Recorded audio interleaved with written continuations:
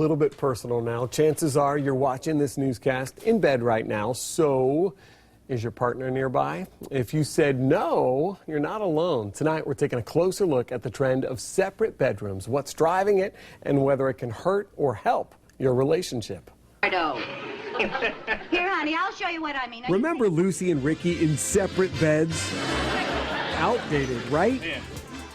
Wrong. It's a hot, modern concept, as builder Gary Aubuchon shows me. We have a home under construction, and it's really one of our trend-setting designs with 2 master suites. You heard right. Instead of separate beds, it's now separate bedrooms. How many people are we talking who are requesting this now? About 15 to 20% of our buyers today are interested in the dual master suite concept.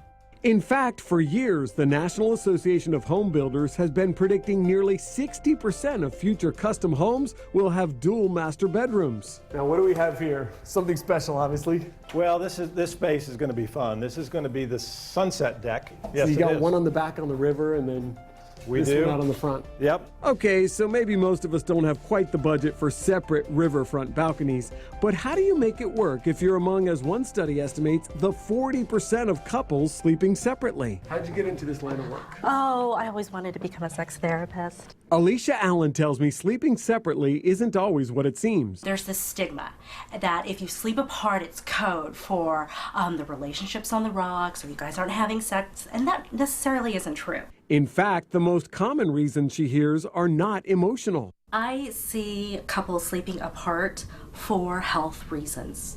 Mainly it's acid reflux or sleep apnea. Snoring is a big one. Conditions that can hurt a relationship. If your partner's sleep is being interrupted consistently, that could cause some resentment in the relationship. Resentment that could be avoided if you both agree sleeping apart works.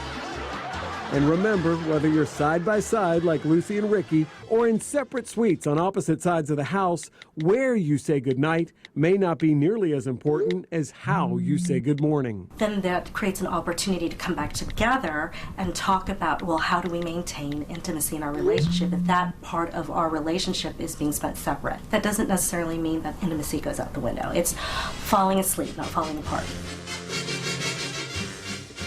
All right, so when is sleeping apart a possible sign of trouble in a relationship? You can read Alicia's answer to that question and her suggestions for how to explain separate sleeping arrangements to young kids in your house when you click on this story right now on fox4now.com.